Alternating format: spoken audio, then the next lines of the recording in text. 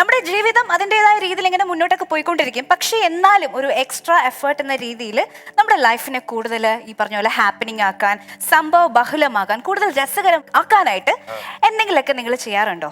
അല്ല, അതിനൊരു വലിയ പ്രശ്നം എന്താണെന്നറിയാമോ? നമ്മുടെ ഹാപ്പിനെസ് എപ്പോഴും ഇപ്പൊ കൂടുതൽ എന്ന വാക്കുമായി ബന്ധപ്പെട്ട് നിൽക്കുകയാണ്. എന്ത് കിട്ടിയാലും അത് കൂടുതൽ കിട്ടുമ്പോഴാണ് നമുക്ക് സന്തോഷമാകുന്നുള്ളൊരു അവസ്ഥയുണ്ട് ശരിക്കും.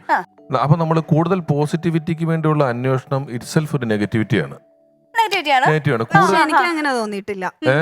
എനിക്ക് അങ്ങനെ ഒരിക്കലും തോന്നിയിട്ടില്ല. അത് എന്താണെന്നറിയാമോ? നമ്മൾ നല്ല കാലത്തിന് വേണ്ടി വെയിറ്റ് ചെയ്യുമല്ലോ. ചിലപ്പോ ഇതിനും മോശം കാലം വരുമ്പോഴായിരുന്നു ഇതായിരുന്നു നല്ല കാലവും നമ്മൾ തിരിച്ചറിയാൻ പോകുന്നത്. പ്രശ്നം പിടുത്തം കിട്ടിയോ?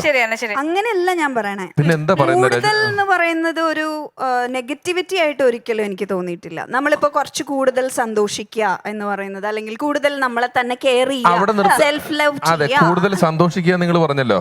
അവിടെ എത്തുമ്പോ കൂടുതൽ സന്തോഷിക്കുക, അവിടെ എത്തിയപ്പോ കൂടുതൽ സന്തോഷിക്കുക. ഇതിന് എൻഡില്ലല്ലോ.